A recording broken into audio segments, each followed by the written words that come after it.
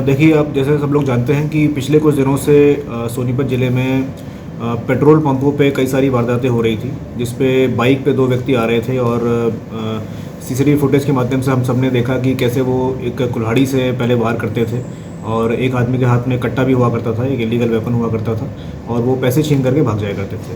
तो ये काफ़ी वारदातें पेट्रोल पंप पे पिछले कुछ दिनों से हो रही थी, जिस पे हम लोग सोनीपत पुलिस की तरफ से निरंतर कोशिश कर रहे थे कि इनको हम पकड़ें और हमारी सारी क्राइम टीम जिसमें लगी हुई थी। अभी हमारी CIA 1 और CIA 2 की जॉइंट प्रयासों से हमने इस गैंग को पकड़ने में सफलता हासिल करी है।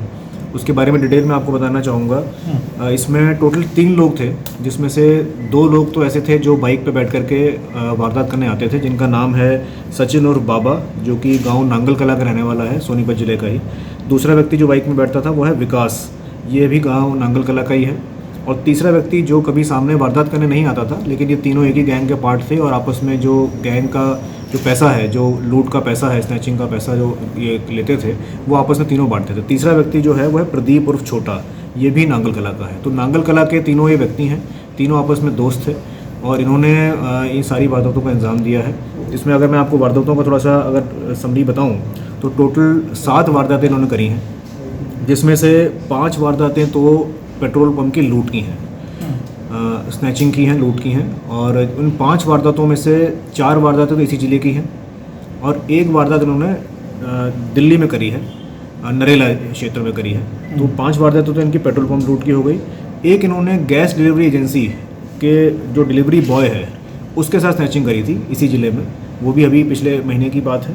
और एक इन्होंने बाइक चोरी कर रखी है, जो बाइक इन्होंने वारदात में यूज़ करी है, जो काले रंग की पल्सर है जो वारदात में प्रयोग की गई है, वो बाइक इन्होंने चोरी करी थी। वो जुलाई के महीने में कुंडली क्षेत्र से ही चोरी करी थी। तो उसमें भी इनकी क्योंकि चोरी में ये खुद लोग थे तो एक मुकदमा इन पर ये भी है। तो टोटल 7 मुकदमे ऐसे हैं जिसमें ये वांछित हैं। इन सभी मुकदमों में बारी बारी से इनकी गिरफ्तारी की जाएगी। अगर इनका हम प्रीवियस आपराधिक रिकॉर्ड की बात करें तो इसमें सिर्फ जो एक सचिन और बाबा, जो एक व्यक्ति आता था जिसके हाथ में कुल्हाड़ी हुआ करती थी, उसका एक प्रीवियस मुकदमा हमें मिला है जो कि आर्म्स एक्ट का है। ये खरखौदा थाने में दर्ज हुआ था, 2020 का मुकदमा है।